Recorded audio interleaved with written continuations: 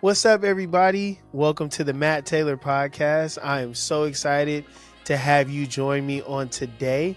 This is episode number 4, of the Matt Taylor podcast. And I am so excited that you decided to click that link and join me on today. On today, we have a special episode. I will be sitting down and having a conversation with my grandfather, the Bishop James G. Belle, who I call PaPaw. That's my PaPaw, and he will be joining me on today. But before we get into that conversation, please comment, like, and share this podcast. I will greatly appreciate it. Please let me know in the comments how you like this podcast.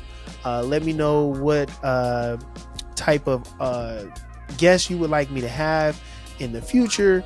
And things like that. Just give me some feedback. I would greatly appreciate it. Also joining me on today, I have a special guest as well, and I want you guys to stay tuned. It's going to be a special surprise for you all. So please stay tuned for that. And please enjoy, sit back, enjoy, get you something to drink, hang out with us, and enjoy this podcast. So please, again, like, comment, and share.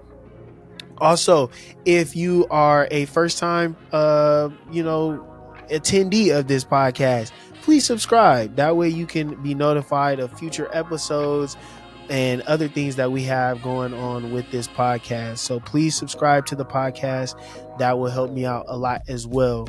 Also, this is a sole proprietor podcast. So if you would like to donate to this podcast, please just go ahead. Our podcast Cash App will come up on the screen. And please donate anything that you would like. That will be greatly appreciated to keep this podcast going. All right. Without further ado, let's just stay tuned and enjoy this podcast episode number 4.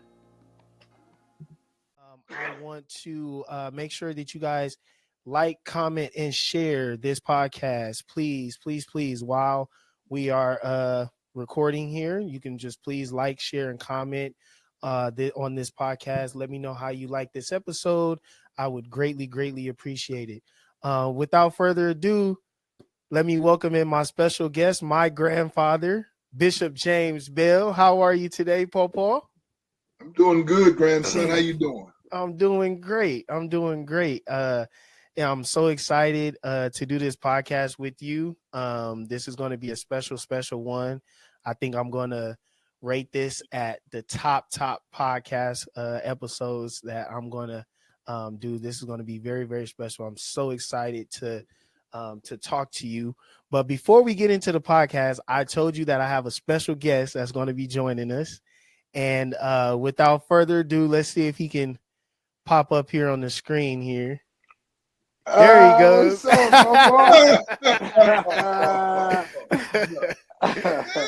My special guest, my little cousin, Q Quentin. How you doing, Q? Yeah. Good. You all right? Yes, sir. So how did I get both of y'all on the same night? Well, that's special. Just so my audience knows, this is my younger cousin, Q. Is like my little brother, and I'm so excited to have him join this podcast. And we're going to be talking to my grandpa and diving deep into some conversations. And I hope that this podcast is going to bless someone and help someone. And let's get right into it. PaPaw, we are about to celebrate your 75th birthday coming up, and we'll be all together this weekend. This podcast will actually drop the day that we're having your birthday party, so this coming Saturday. So it's going to be really exciting day for you. How are you feeling? Like, what have you thought about turning 75? Is this something that you thought that you would hit this age milestone? Let us know how you feeling. Well, I never I just kind of take each year as they come. And but then when you turn when you get in your 70s, I'll be 75. and then a lot of my friends have passed on. Mm-hmm. I was just thinking the other day about 6 of my close friends that I grew up with have all passed away, Mm. and so you think about that, but then you also, when you're a person of faith, it's not a worry. I just enjoy life as it is, and having my church, my family, and I think being involved with my family, especially you and Quentin, and I'm very much involved with my children. It kind of keeps me thinking young, and so I don't think much about it. Now physically, I'm noticing some differences, some changes. Somebody said getting old. The only thing about it is it can be a little inconvenient sometimes. Mm-hmm. Takes me a little longer to get going in the morning. I got to be at jury duty tomorrow morning at 8 o'clock. That means I've got to get up at least about 6 About and 5. be ready by 7. Now 6 should do it, but I got to be out of the house by about 7:15 to be downtown by 8 o'clock. So, Mm. but that's all. But I'm enjoying life, Mm-hmm. and the Lord's been good to me, so I have no complaints. I wish I had uh, the mind, this mind that I have. If I had it when I was 50, boy, it would be something. But the two don't usually run together. So, but I'm Okay. enjoying it. Well, we don't have a script for tonight. I usually have notes for my guests, but I was like, you know what? This is going to be a special episode. And I really just wanted us to have a conversation and just talk. Q, you got something you want to chime in and say? Yeah, PaPaw, we got your 75th birthday on Saturday. You excited to see everybody? Oh yeah, always excited to see everybody.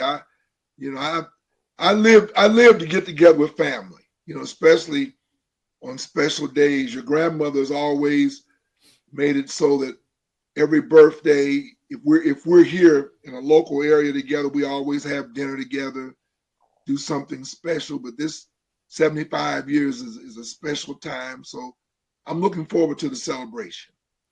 Let's start at the beginning. Pawpaw, you were born in Pennsylvania. And as a young child, you moved to Ohio. Let us know how your upbringing was. You are the oldest child of our dear great grandmother, and just let us know about your upbringing. Well, I was born in Pennsylvania, and if you're following the election, Montgomery County, the seat of Montgomery County, Pennsylvania, is Abington, Pennsylvania, which is where I was born, Mm-hmm. and that's right next to um, um, Bristol, Pennsylvania, which is where my parents actually lived. I was born in Abington, but we lived in Bristol, and I was there for about 6 months. My parents are originally from Ohio, but I was there for at 6 months old. My father had a hunting accident, Mm. and so my mother had to move back to Ohio. My father stayed in Pennsylvania, went to school to get to learn a trade because he was disabled. He had lost 3 fingers on his right hand, and so I went back to Springfield, and that's where I was raised from 6 years old. Um, um, and so raised in Springfield, attended school there, elementary, junior high, high school. Graduated from South High School in 1967. Then I went to Central State University. Went there for 1 year. Grandmother and we got married after our freshman year, and so I got a job working, doing good, and then the Vietnam War was going on, and I got drafted, Mm-hmm. and so I had to go into the military, and In fact, Matthew, your mother was 3 months old when I got drafted. Mm. And so I went into the military, and I was in there for almost 2 years, went to Vietnam. And then when I got out in 1971.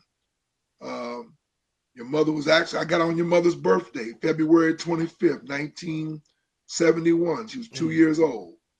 Came back, started working, went back to college and worked at night, went to school during the day. And in 1972, Quentin, your mother was born.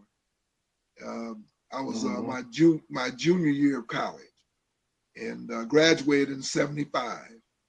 Of course, during that time, my junior year is when Jesus Christ came into my life. And that turned everything around and put me on straight street, so I could do things I'm supposed to do and do them the right way. And the Lord's been blessing us ever since. PaPaw, you are the oldest of three children, and our grandmother Nanny. Let me go back. Your father was killed in a car accident, and you were raised pretty much by a single mother. Um, Talk to us about that. Growing up with being raised by a single mother, and the ups and downs of that, and how Nanny was. She passed Yes. away a few years ago. But just tell us tell us about her and her raising you as a young single mother. All right. My father was killed when I was 6 years old in an automobile accident. Actually, my father and Nanny divorced when I was 3 years old, Mm-hmm. and then he was 3 years later. He was killed in an automobile accident. He was a great father, great man. He and Nanny remained great friends too, even though they were divorced. And she would always tell me that my father was a great father. He just wasn't a good husband, and he was a young man, and just got caught up in his youth, and, and so that's what happened. But then she remarried when I was five, four, Okay. five. It's five. She remarried, and of course, her second husband didn't. He was a nice guy, but he had his problems, and that's when my sister Kim was born, and but being raised by her, she's a very strong woman, Mm-hmm. a woman of conviction, a woman of great principle, a wise woman. She and my grandmother, they were very inspirational in my upbringing. And then I think about this all the time. Two things that were very important in my upbringing. Three things. The YMCA, because of what I can remember from the YMCA, because I spent a lot of time at the YMCA, especially in the summertime. They had all-day programs in the summer, and the two things I learned at the YMCA was cooperation and hustle, Mm-hmm. teamwork. We played all kind of sports, kickball, dodgeball, because I was very young. They had learned to swim when I was 5 years old. My cousin was a lifeguard there. So the YMCA was very inspirational. Then the Cub Scouts and Boy Scouts, same thing. Teamwork, cooperation, showing respect to others. That's the way we were raised. And then we had strong men. My father had 6 brothers. There were 7 boys in his family, 7 boys and 4 girls. And so we were always close, and our families were close. And so when my father passed away, even though before he passed away, and I was the second grandchild, but the first grandson. And my grandmother on my father's side, she loved her boys. And so when I came along, my father named me after his older brother, James. So they always called me James Garrett. And so all of my uncles, they all they made over me. I was always special when I would go to my grandmother's house. I mean, it was like a celebrity came there, all my aunts, you know. And so I never felt the absence of a male figure in my life because my uncles were so. I mean, there was one that fit every category. My Uncle James, he was older, and so when he would come down, you know, he loved the family. He loved the fact that I was named after him. Then my Uncle Petey, who just passed away a couple years ago, he's 3 years younger than my father. And so he was always close, and just so happened that my mother's brother and him were the best of friends. And so, you know, he was always there, and he moved to California when I think I was about 11 when he moved to California. But anyway, he always, when he would come home for the summer, he'd always bring me a special gift, you know, cologne or something, you know, he'd always do something special for me. And then my Uncle Billy, who is still with us, but he was always, he's like the showman of the family. So like Quentin. Yep. I mean, I talked to him yesterday. He's got out of the hospital, and he wasn't joking too much. Then, in fact, he asked me to pray for him. I called him, so I'm gonna pray for him anyway. But you know, he was, you know, he's Uncle Billy. He just just a barrel of fun. And then my Uncle Peaches, who just passed away, he and Jean. They were teenagers as I was growing up. And the thing that made Jean so special is that Jean, my father, and myself, we were the Bells that were bow-legged. And my grandmother, her brother was bow-legged. And so we got the bow legs. So Jean, he was like my big brother, taught me how to ride a bicycle. He would always come over to my house and just, you know, he was like a big brother to me. Yeah. And so we were close. And when especially when we were younger, everybody talked about how much we looked alike. In fact, Quentin, your mother told me that his wife, Shirley, showed her a picture of him when he was about 6 years old when you was that age and said y'all look just alike. So Jean was, and he had a lot of girlfriends. And when I was growing up, girlfriend would say, "That's Jean's nephew. Don't he look like Jean?" You know. So, but anyway, and then there was Melvin. And of course, Melvin and I, we were like a year and a half apart in age. So we went to school together, graduated from high school together, we're in Boy Scouts together. So I never missed a male figure in my life. And then on my mother's side, I had my cousin Earl. And Earl was actually adopted by my grandmother. He was her grandson, but then she adopted him. So by law, he's my uncle, but by blood, he's my first cousin. And so we actually lived in the same house together when my mother moved back home with her mother after my father divorced. We actually lived together until I was about 6. So we were very, very close and remain close to today. So that's the way. And my aunts just filled in all the blanks. They were babysitters, you know, they were all that. And so I had even though my family was broken, there was no voids, and they were all committed to raising us. They were always there for us. I never had to wonder who I was and what my background was, because my uncles let me know I'm a Belle without question. To this day, I'm a Belle. You know. I have a question before Quentin. Quentin, I want you to ask a question, but before you go, do you think that? Well, I'm assuming that based on how you were raised and how, like you said, it was like a village. Do you think that that kind of has helped you become the father and the family man that you are to this day? Most certainly, definitely. Even though my mother was divorced, on both sides of my family, on my mother's side and my father's side, my grandparents stayed together till they died, literally till death did do them part.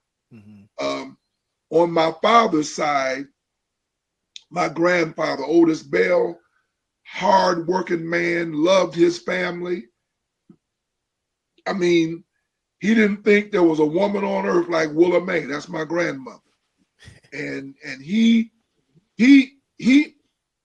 my Uncle Pete and I were talking one time, and we called him Daddy. I said, Uncle Pete, I don't think Daddy had any friends, did he? He said, no, he had a couple of guys that were friends, but they didn't run around. Said all Daddy did was work and take care of the house. And my grandmother, we call her mother, she paid all the bills, took care of everything. She never worked. They raised 11 children. Wow. And she never worked outside the house. And he retired from the railroad, and she got his pension till the day she died. Wow. And she was like 95, 96 years old when she passed away. Even though he passed away before her, she got that check every month until she died. Wow. On my mother's side, it's a little different. Now, my grandfather on my mother's side, he was a little different. He liked women. He did his thing like that. And he had a gambling problem, and all that. But my grandmother was probably one of the strongest women I ever knew in my life. Now, she and your grandmother, Mama, spitting images of one another. Both of them born in April, got that committed personality. They are loyal. My grandmother, even though she had a gambling husband, she owned property.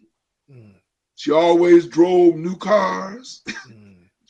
Which they both had good jobs, and my grandfather just gambled a lot. So she made a point to keep her money separate from him. She took care of business. Yeah. And told him that they were gonna stay together till they died. So that's the way that played out. And then when he got older, he settled down and reeled in. Yeah. But my grandmother was a strong woman. Strong. When I say strong, without question. She was the one, if we ever needed anything, we could go to her, period. Money, she had money in the credit union. She took care of business. So my commitment to family came from not having a father and then, but my mother raised me to know that I'm supposed to be the man, the head of my house. She raised me like that. So I grew up believing if I ever got married, that I would always provide for my family. Of course, when the Lord saved me, he gave me the details on what I'm supposed to do.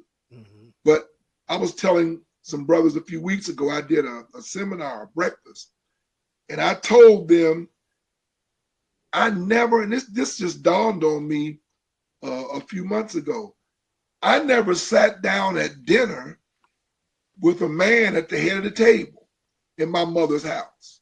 My mother took care of everything. She worked every day, cooked dinner every day. She, her and myself and my sister, and then later on my little brother came along. We were at the table. That was it. No man there. But she always made it nice. And I'm thinking to myself then that I'm going to have my family. I'm going to sit down at the table with my family. One thing your grandmother always insisted was that we all sat down at dinner together, which is what we did. It wasn't something she insisted. It's something we both agreed on. We never talked about it, just something that we did. And so I love my family. God bless me with a good wife who also loves the family and loves what family is all about. So this is what we've always tried to do. Go ahead, Q. PaPaw, quick question. Why do you feel like being a family man is important? Because like this new generation, they feel like want to be absent or not be on a level of talking terms with their significant other. It could be baby mother, baby dad.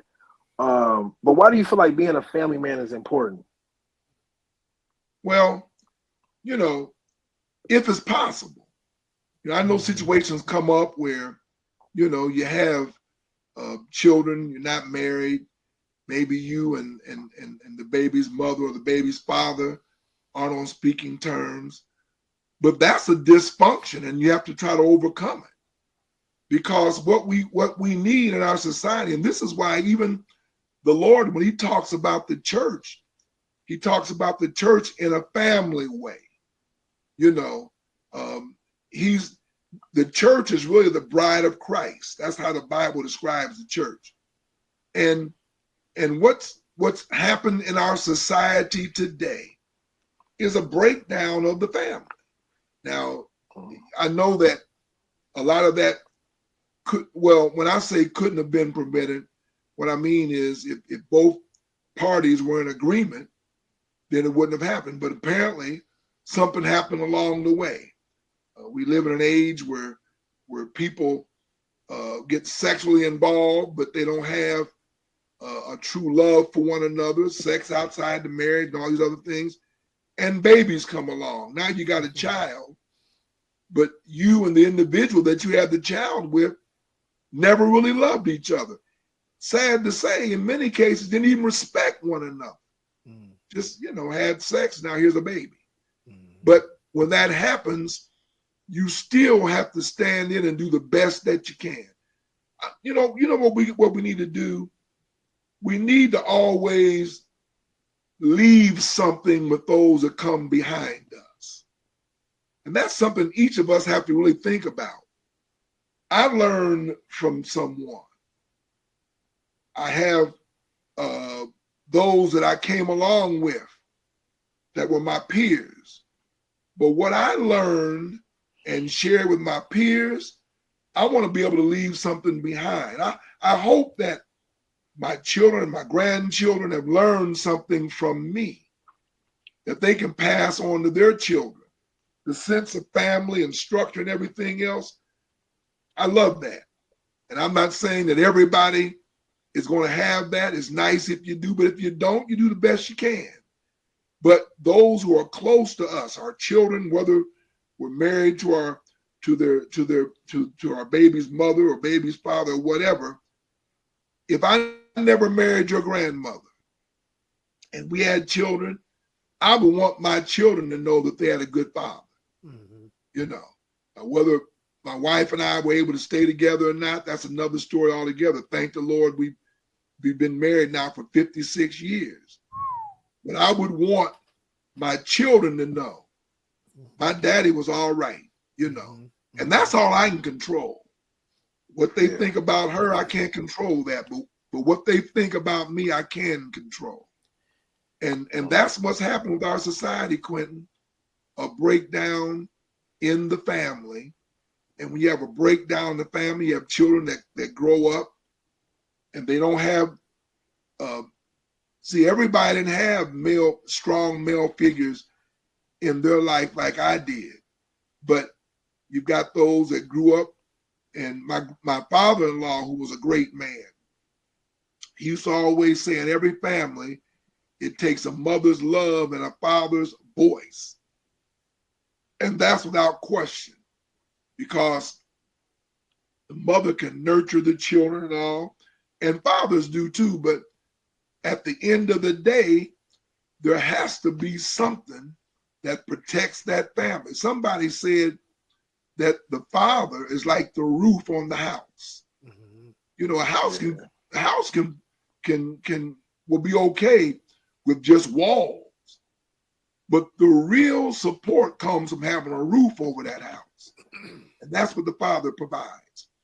And so, it's a problem in our society. Anybody would tell you, if you know anything about history, the breakdown that takes place in the family. When I look at even some of our celebrities, these athletes and everything else, the ones that have really excelled. I'm not saying that there are exceptions, but the ones that really excel are those that come out of good, solid families where they were able to be, had examples that they could follow. I have a question. You would not have a family unless you had a partner, and you talked about Mama, Miss Frances Belle, and you all got married. You got married at 18, 19, right? 18, she was 19, I was 18, almost 19. Okay. So y'all got married 18, 19 years of age, and you all have been able to stay together for 56 years.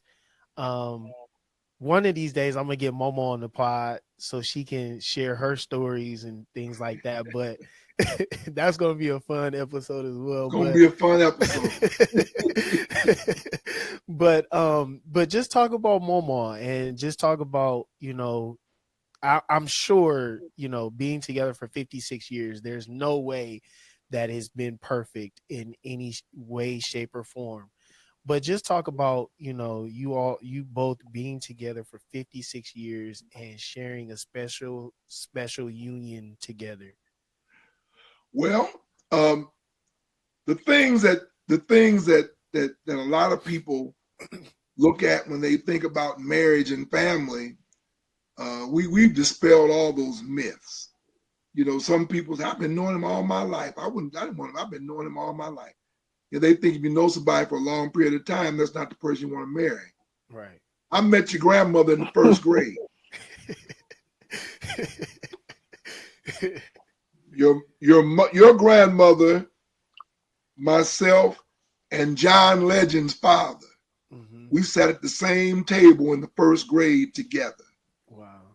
And so that's when I first met her, and then of course she was just a little girl in the class. And then but then and then after the first grade, my family moved to another part of town. So I didn't continue going to that same elementary school. Mm-hmm. But we went to the same church together. So I've been knowing, and I didn't pay attention to her then. We were just kids growing up. But around the 8th grade, well, actually the 7th grade, and I had other little girls, little girlfriends and stuff. But in the 7th grade, a good friend of mine, he told me that he liked Francis Jackson. I said, Francis. And I never paid much attention to her until he said he liked her. I looked at her when I said, she's looking different than she did. So I didn't try to move in on her, nothing like that. But my friend moved away. He was from Chicago, came to Springfield for 1 year, and then after the 7th grade, he moved away. And so my cousin was good friends with your grandmother. My cousin, and then another friend of ours. We were all in the choir together at church. They was always making jokes, and we're in the 8th grade now, and she's really starting to look different, And so I said, "Wow, she is looking pretty good," So we started. We had a little puppy love relationship, and and so that went on for about 5 or 6 months, and we were, we bought each other a little Christmas gift, and we bought ID bracelets, and we exchanged them. And, we used to have, the church would have parties, at the church, and we would be there together, And so it was just a lot of fun, wholesome friendship. But after about 6 months, cause see, she really liked another guy, and so she liked me. I was all right, but this other guy was more exciting. And so, but I was, what will you say, Chris? You said he was more exciting? Well, he's a bad guy. Oh, okay. Let me put it like this. He's the one that her parents didn't like. and so, but that didn't bother me too bad because I had some other girls around too, Mm-hmm. So after eighth grade, we went to ninth grade. So, but we still remained friends. Mm-hmm. We weren't going together anymore. And I had a couple of, that went on until we got to high school. And so, and she really liking this other guy now. And so, but here's how the Lord works things. we were in the 11th grade, and the prom came along. And so the prom was a highlight of our high school careers. You got to go to the prom. The prom.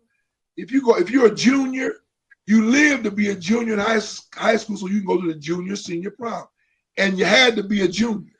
Mm-hmm. So it just so happened that a girl that I was going with, who was not a good girl, and I was crazy about her. she wasn't a good girl at all. But I was crazy about her. And so, but she was a sophomore.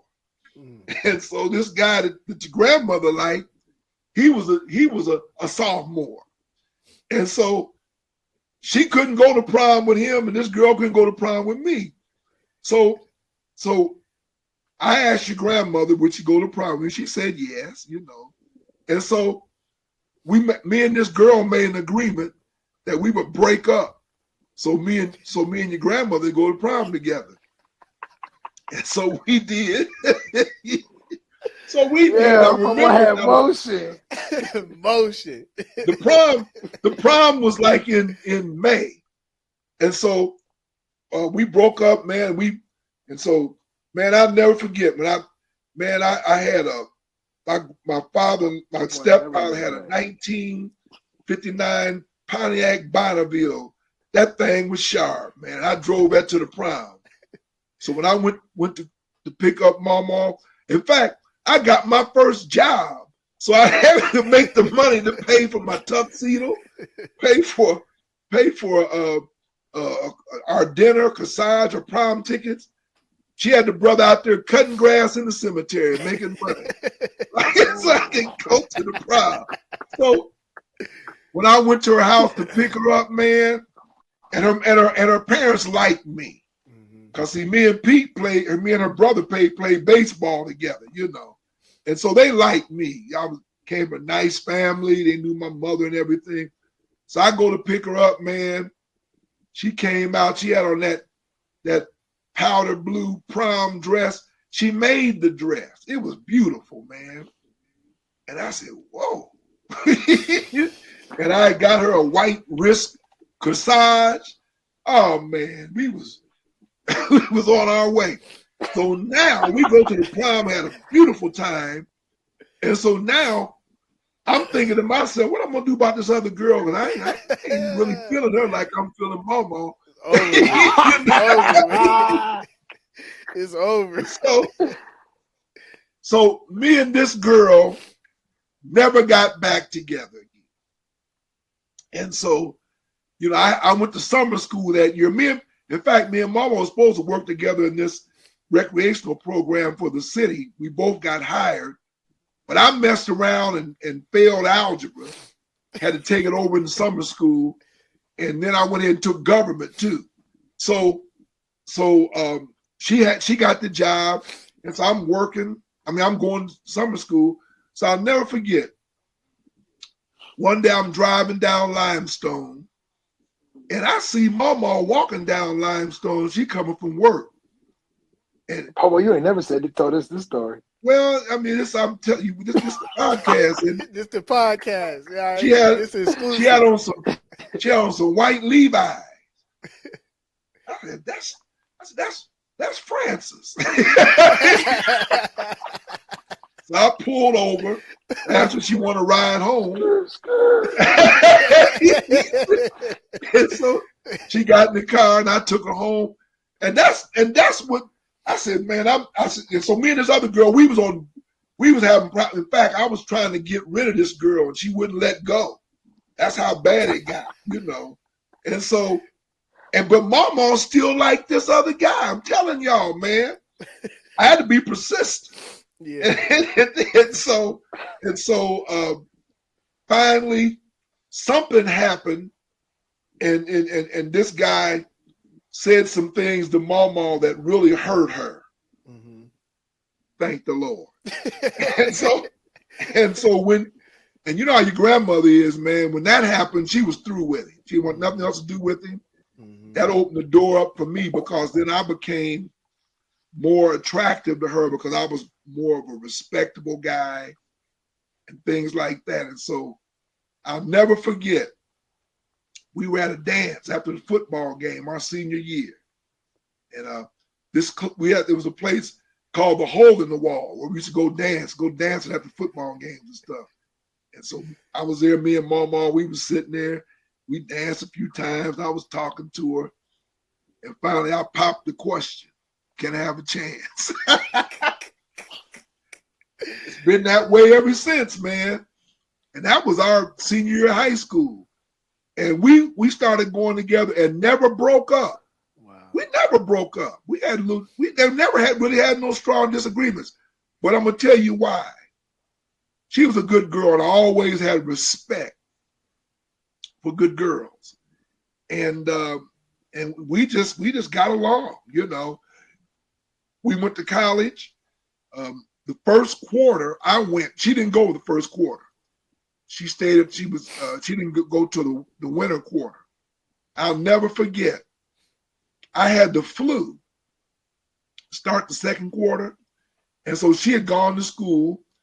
And so I called the dorm and she wasn't there. Yep. I said, where's she at? You know? So she called me back later on because I left a message. So I said, I called the dorm. Where we at? I said, well, I went bowling. I said, we went bowling. I said, we go. Well, this guy that I had met. See, she met this guy when she was working at Kresge's. That was a 5 and 10 cent store. She met this guy.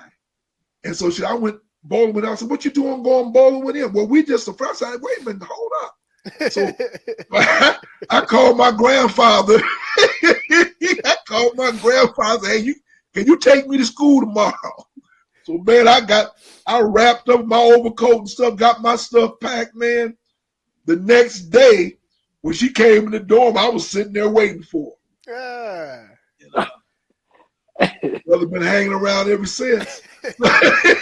So let me ask you this, PaPaw. If you can sum up your 56 years of marriage plus the additional few years that you were together before you got married, what would you say that time has been like?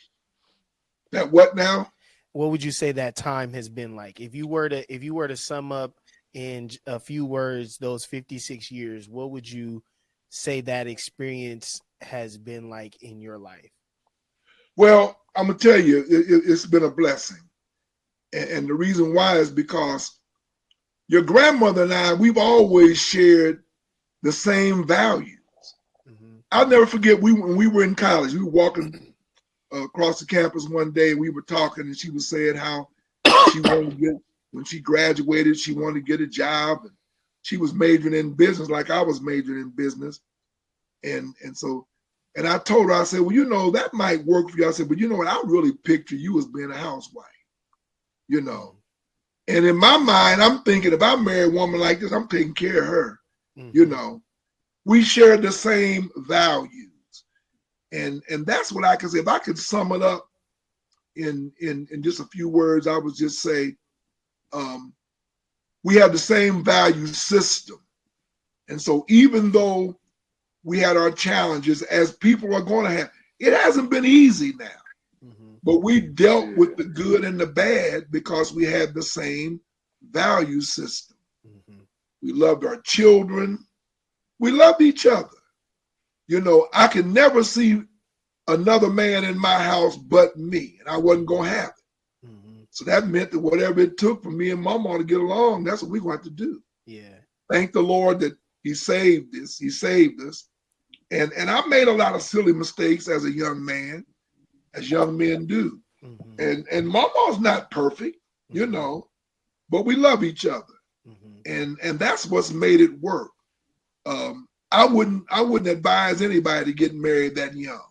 Mm-hmm. But if you do things that require you to be responsible, you got to step up to the plate Right. and be responsible. And that's what we've done. You know, we've had financial struggles, but even though we may have had arguments, we'd stop arguing to figure out how we're going to pay the bills. Right. we hey, look, let's get these bills straight, because if we don't, they're going to cut these lights off. Right. You know, and so, and we would always, we'd work it out, Right. work together. I'm going to tell you the kind of woman your grandmother is. I'm blessed. My eyes are burning. When I was in college, my senior year, I had taken a leave of absence from my job. I worked a co-op job, but that lasted for 6 months. End of the 6 months, I was supposed to go back to work and go back to school. I could have finished in 2 quarters doing it that way, or 1 quarter if I took,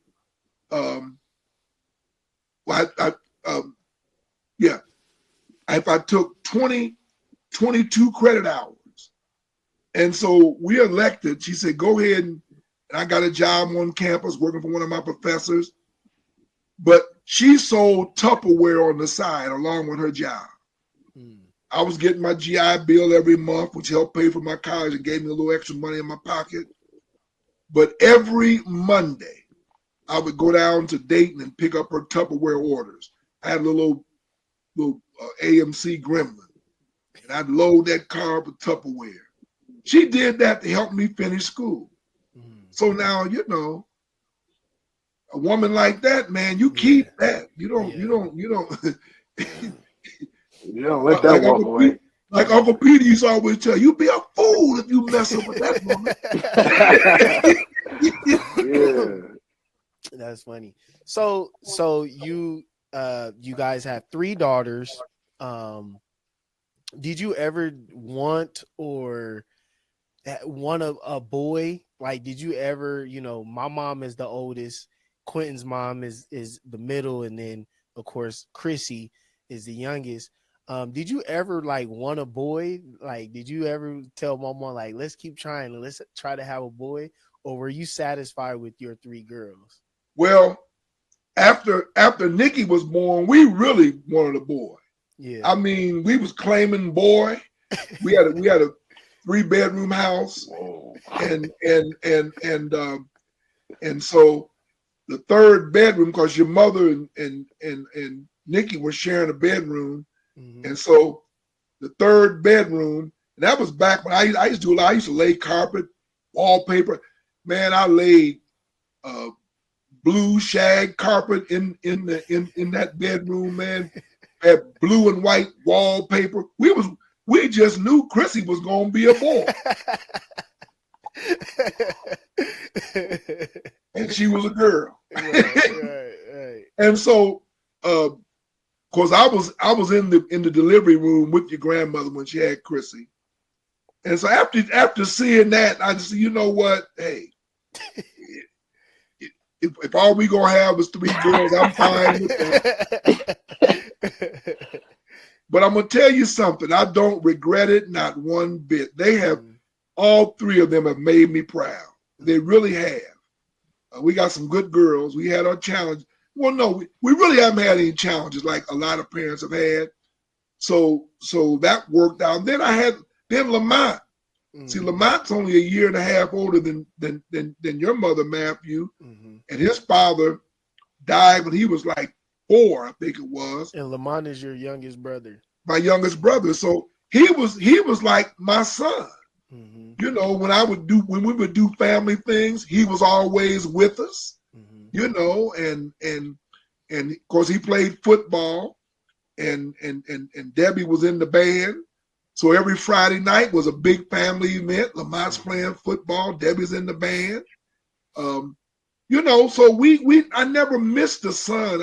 And I was always, he called me the other last week, as a matter of fact, after all the stuff we went through, I reminded him I never missed a football game from when he was when he played pee-wee football. Never Wow. missed one.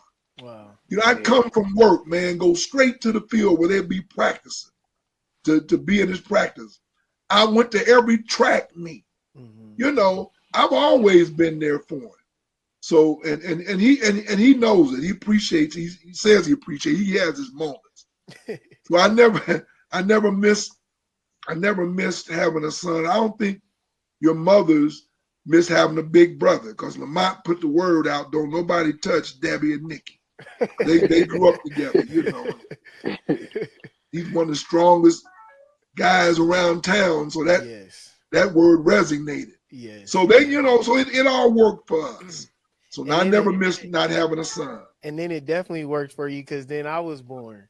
So then and so yeah. So you didn't miss nothing. Well, that you being the first boy in the family. First boy, wait, first boy and the first grandchild. Yes. So now you know how. That's why your grandmother's all messed up. Because man, she thought the sun rose and set on Matthew. I mean, and then Bunny came along, bless her heart. And of course, Bunny, she did things to get attention. I always gave her attention though, you Mhm. know. And then the gangbuster came. He just he just Yeah. he just upset Yeah. everything. You feel me? I had to switch it all up.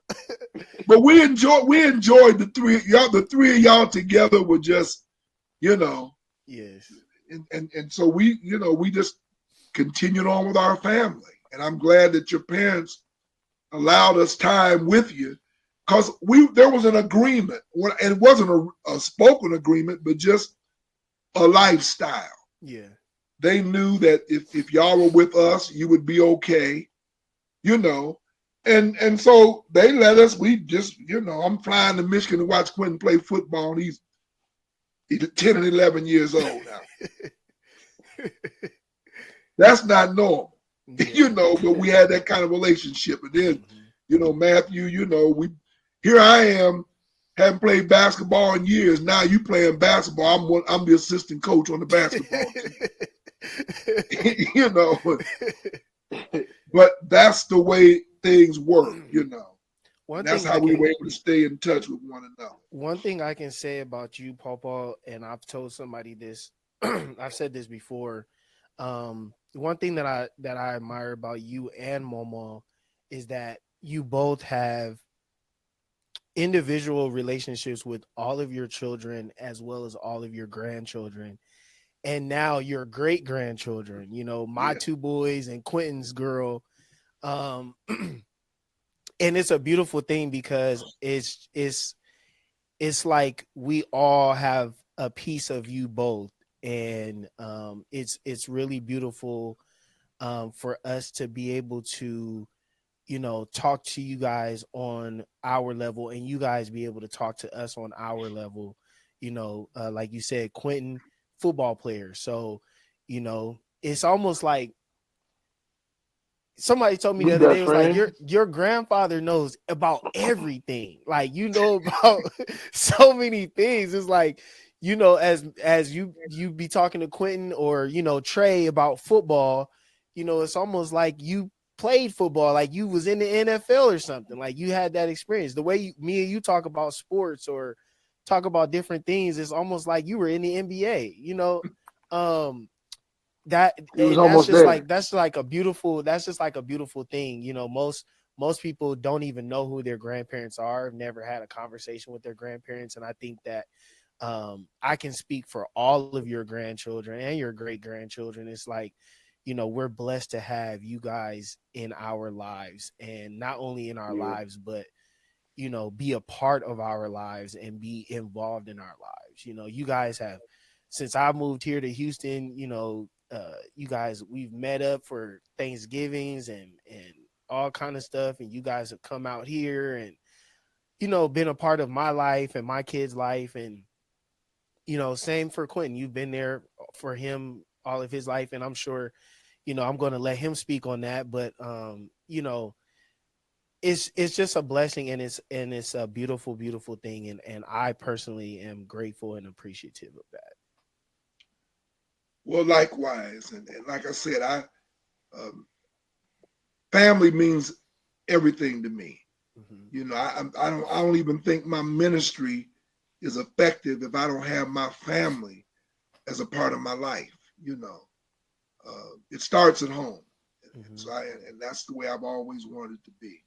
Go ahead, Q. PaPaw, I got a question. Uh,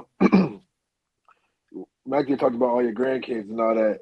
Who you rocking with? Me or Matthew? Oh, it's all right. It's a done Come deal. come You come. already know who it PaPaw, PaPaw, is. PaPaw. It ain't. That's a no brainer.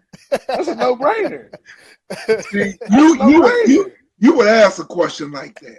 And See, wait, before That's a you no say brainer. before you answer that question, I want to tell, because we will have viewers viewing this episode. Everyone, if y'all look at Quentin and my grandfather side to side, they are identical. So y'all, you got that upper hand right there for sure. Off top. well, PaPaw, come on. It's a no brainer. well, no, it's not a no brainer because I, I I've been involved with the both of you in the most intimate ways Yes. and personal ways. Yeah, for sure. And in every incident or every situation in which we were personally involved, y'all got the best of me, and I was never hesitant to say, well, that's Quentin. I ain't gonna do that. Or that's Matthew. No, I love both of you guys. I love all my grandchildren, you know, and so um, I love you both. Love all of you. And I don't think I've shown any difference. Mm-hmm. Situations may have arisen where I may have to give a little more attention from time to time, but you all have gotten about the best I can give, in just about every situation. But trust me, it wasn't something I did uh, because I was forced to do it. I wanted to do it. Mm-hmm. Quentin, when you was playing football in high school and I was taking you to practice all the time, I preferred that you rode to practice than I took you to practice. Mm-hmm. I did it Yeah. because I wanted you to ride with me. Mm-hmm. Matthew, I used to take y'all to school every morning. I Mm-hmm. did that because walking to school, a lot of things can happen. Mm-hmm. A lot of things can happen after school. And so it just so happened the way my life was, the way my ministry was and everything, I could take you and pick you up. That's what I did. I didn't do it because somebody made me do it or I felt, I'm going to do this for Matthew. I did it for the family. Mm-hmm. I did it for you all. Mm-hmm. And so that's to say which one I love, the which I'm closest to. I love both of you guys. And so y'all not gonna get me to say I love one over the other. But this is what I've learned. This is what I've learned from my great grandsons. Mm-hmm. Sometimes one will command more attention than the other. Now, like Mm-hmm. Jace commands attention. Right. MJ, just depends on what's going on. He might want to be bothered. He might not want to be bothered. Right. Right. But I love them both the same. But when Jace come by and punch me on my leg, he got my attention. So now we playing with each other. Now Yeah. MJ, he might say, "PaPaw, look at this car" or something like that. But he's a little more independent. But Mm-hmm. I don't. Your grandmother asked me, said, "How come you give more attention to Jason than MJ?" Because Jace demands attention, Mm-hmm. you know, Mm-hmm. and MJ doesn't. Mm-hmm. So that's. But I love all of you the same. I'm same way with Trey and Callie. You know, there's no way they were going to have a family weekend at Texas Tech and me not be there. Yeah, yeah. Period. You know, and so that's the way that works. You know, I love my family. I don't know what happened to Quentin. I think he did something to his phone or something. I don't know, but it's all good. Let me ask you this question. Moving on from the family conversation, you are a pastor. You have been a pastor for a long time now, and did you ever think in your pastoral career that you would oh, there he goes, he's back on. In your pastoral career, did you ever think that you would be where you are now? How many years has it been? Well, I started pastoring in what 1988. Okay, so 36 So years.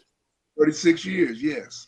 Did you ever, I know we've had this conversation before, but did you ever like think that you would make it 36 years and be as successful as you are as a pastor? Well, success wise, I just always felt that if I did what the Lord had given me to do, that He would take care of me, and that He has done. Mm-hmm. Um, just depends on how what some call success. I think I've been successful because the Lord has always done what He said He was going to do. Mm-hmm. Um, I was just thinking the other day. I came off my secular job. I was 45 years old, and so here I am about to turn 75. So that means it's almost 30 years that I've done nothing but pastor, Mm-hmm. have not received any outside income from anybody, no other job or anything. And we have never been without anything we've ever needed. Mm-hmm. I've always had the best of everything as far as I'm concerned, you know. Mm-hmm. And I'm not saying that finance is something that you can measure a ministry by, but what I am saying is that the Lord has provided. Mm-hmm. And when He provides for you, then you can do other things, you know, and enjoy vacations and spend quality time with your family and enjoy your life. And it hasn't been a strain. Mm-hmm. So that's why I was available to fly to Michigan to football games and go to Mississippi, you Mm-hmm. know, when you all live down there and spend time with you all and and go to Texas, Mm-hmm. you know, and we were just talking the other day about Thanksgiving, trying to decide what we want to do. But if we go to Texas, man, I got my ticket for me and my mom. You Right. know, the Lord's always provided for us. Mm-hmm. My church is not a large church, but we're a strong church. Mm-hmm. I was just thinking the other day when we had our church picnic, I got a beautiful congregation of people. Mm-hmm. They're all nice people, and we enjoy the fellowship with one another. And to me, that's success. Um, we haven't had any real challenges. We're still dealing with getting our building back open from this fire, but the Lord's provided for us, even though we've been out of our building. You know, Mm-hmm. Mm-hmm. did I ever think that I would be where I am today? I never really thought much about that, but what I did know is that when the Lord told me if I came to California that He'd take care of me, He would bless me.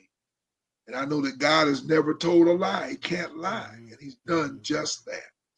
So I always knew that God would take care of me if I did the things that He would have me to do. And that's what's happened. We've talked about family, and we've talked about your pastoral career. Has it was or have you ever had, before you became a pastor, was there any specific type of goal or something that you had in mind, like a different type of career that you felt like you was going to pursue or were pursuing, that you thought, this would be my career, this is what I'm going to do for the rest of my life? Was there something that you wanted to do, and because that did not happen, do you regret that? You know what? That's a good question. When the Lord called me to the ministry, my senior year of college, like I graduated in 1975. I graduated in March of 75, and the Lord called me to the ministry earlier that year, and I preached my first sermon April 28th, 1975. That was Mama's birthday. Mm-hmm. And I did have some goals, some things I wanted to do. I wanted to go to grad school. I wanted to get my MBA. But the Lord told me that I had gone to school long enough. Now it was the time to do a work for him. Mm-hmm. And so I was blessed to get a good job after graduation. I was a bank examiner. And so I just remained faithful at the church that I got saved in and grew up in, and worked there in that ministry. I was the assistant pastor for 9 years, as a matter of fact. And so I just worked with that and never had any ambitions out of the ministry. The secular jobs that I had, I worked those jobs to provide for my family until the ministry could take care of us. Every job I had, I was a bank examiner for 4 years. Mm-hmm. And I left there and went to work for General Motors as an internal auditor, worked there for 3 years. And then I left there and went to Hobart Corporation, worked there for 5 years. And after 3 years, they transferred me to California, worked 2 more years out here for them. Then I went to work for the Riverside County Federal Credit Union, and I was there for 7 years. And every one of those jobs, they were good jobs, especially that one with Riverside County Federal Credit Union. I was a senior vice president. Mm-hmm. Every one of those jobs, I never once thought to myself, I want to make a career of this. Mm-hmm. I did it to provide for my family. Now, thank the Lord, I liked the job, and I could have had a career in the credit union industry.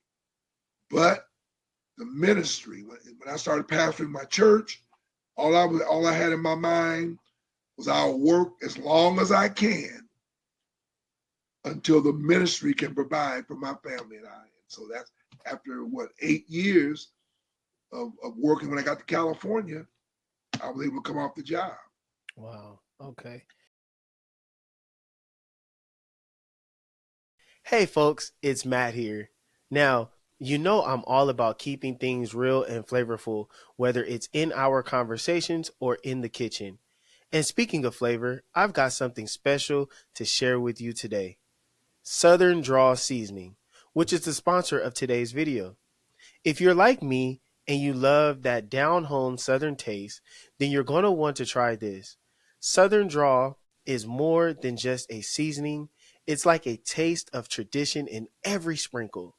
Whether you're grilling up some chicken, roasting veggies, or even making a good old pot of gumbo, Southern Draw adds that perfect blend of spices to make your dishes sing.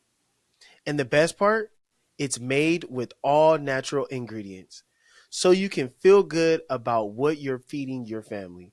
No artificial stuff, just pure, authentic flavor. So why not bring a little Southern charm to your next meal? Head on over to southerndrawshop.com and use the code TMTP20 at checkout for 20% off of your first order. Trust me, once you try it, you'll never want to try any other seasonings again. Again, that's southerndrawshop.com and the code is TMTP20 for 20% off. Get ready to taste the South, y'all.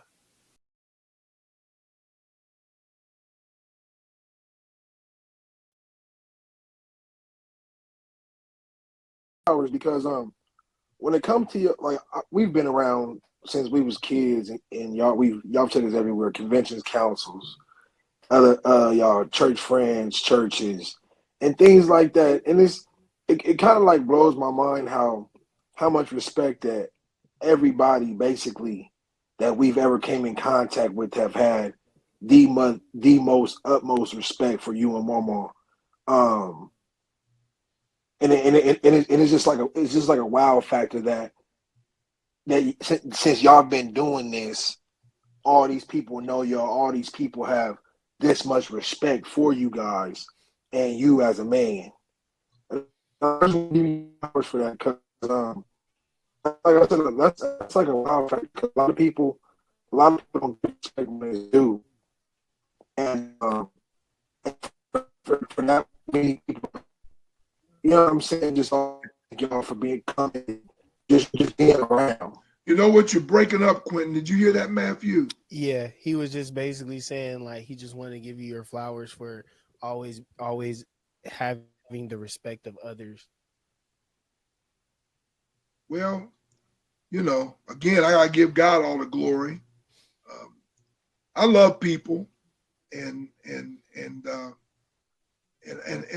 and like I said, it starts at home with family. I never wanted you all to be ashamed of me. I never wanted my mother to be ashamed of me. I never wanted to do anything to embarrass her or embarrass the family. And that means something, Mm-hmm. you know. And so, and then it's when you consider that we come through, we're only gonna live one time, Mm-hmm. and Yeah. and so we need to make the most of the time that we're here. And I think a lot of respect that your grandmother and I get is because we respect others. Mm-hmm. And when you Yeah. respect others, they'll respect you. Mm-hmm. I never felt I was better than anybody else. And so I've always just tried to be who I am. And I'm satisfied people say, yeah, he's a good guy. I'm good with that, Mm-hmm. because that's all I'm trying to be. um let's before we get out of here, let's end this on a light note. So it is basketball season right now, y'all. And Popo, who you rocking with this year? Are you still rocking with the Clippers? or what you doing this year? Well, y'all know I like Kawhi Leonard. So now, I usually go with the team that has my favorite player. Okay, all I right, just I all just right. pray that he stays healthy. Mm-hmm. And but and I know they're gonna have some challenges. I saw them the other night. They didn't look bad at all. I Mm-hmm. mean, they're doing everything right. Mm-hmm. Um, the ball's not sticking with Paul George this year. So so they're moving the ball, they're scoring. So, we'll see. They play their opening game on my birthday. Oh, really? And Okay. I would try to go, but but but man, I'm gonna just wait and see how the season goes before I start Okay. spending money on tickets. So, but but yeah, Q, I was just telling them the Clippers play the first game on my birthday. But I'm gonna wait until I see And how he the was season goes before I start spending trying to money on go. Quentin got tickets. it. Quentin got it. Y'all go to the Quentin got it. He'll buy you a ticket, Popo. Oh well, if he gonna We pay, might hey, be able to sit I'm floor. ready to roll. We might even be able to sit floor seats. Woo! Woo! Woo! Woo! Woo! Okay. Hey, I didn't say I wouldn't turn down a ticket. Yeah, Shoot. that's it. If we do that, if you doing that, I might have to catch me a flight. I'm coming. I'm coming too. Hold up, man. Come on. Come My on. my my Lakers, we're going to keep my Lakers in prayer. I don't think that they have enough to do anything this year. I think that they'll probably be a playoff contender. I hope that they're not fighting for the play in like they've been doing the last 2 years. So We'll see. I'm watching them playing right now, and they're playing Golden State, and they're getting beat right now. But what is your take on LeBron James and Bronny? What how you feel about that? I got mixed emotions. Me too. Me too. I got mixed emotions from a basketball point of view. Then it. I hope it works out because it would be nice if it did. But if he wasn't LeBron James' son, I doubt that he'd be on an NBA roster this year like this. Not at all. Especially not getting no guaranteed contract for a 55th pick. There's no Exactly, way. exactly. But now, on a personal note, I'm a family man. How many fathers get a chance to play at the highest level of sports with their son? Mm-hmm. Mm-hmm. Now, even though um, his son is an NBA caliber player. The boy can play.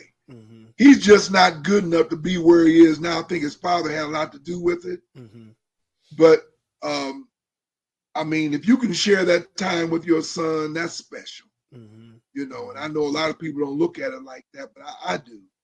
But now but I don't think that the Lakers are going to risk uh, being a last place team just to fulfill LeBron James's wishes. Yeah. So I'm hoping that Browning will come around to at least be worthy of the spot that he has on the team. Mm-hmm. I hope so too because it's a long season, and I I think it was I think I have mixed emotions about it too.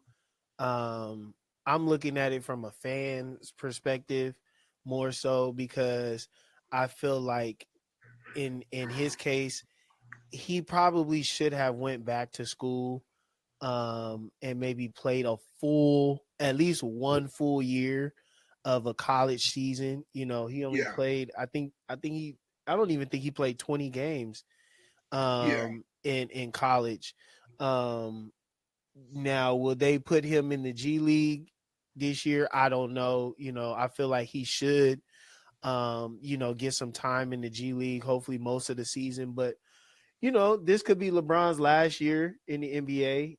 There's no telling if he's going to come back, and definitely, it's a beautiful, beautiful thing. Because if I was in the NBA, uh, you know, I would want my son to be able to play with me too. yeah. Um, so I have mixed emotions about it, as well. But it's a beautiful thing, and I hope that he is successful. I'm not wishing that he's not successful or doesn't Yeah, I have want to be success. successful. I would Yes. love for him to be successful.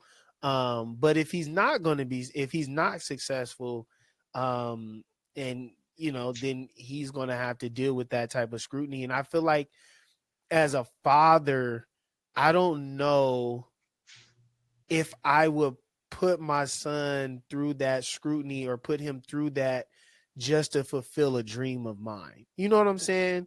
Yeah. I think you would be doing more harm to his future in the NBA than you are as far as helping him just to fast track his opportunity in the NBA. You know. But more than likely they've talked about it. Oh, for sure. I'm sure they have. And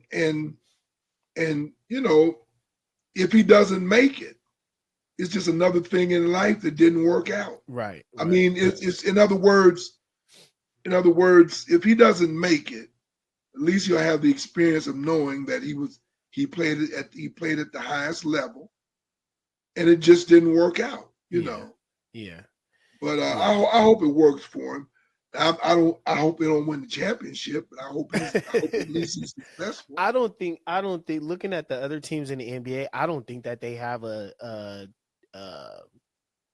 I don't think they have the team to win a championship. I mean, Nah, I can name five other teams in the West, maybe even more, that I feel like that will come out the West before they do. yeah, So um it's just one of those things. Like I don't know. I don't know. We'll see.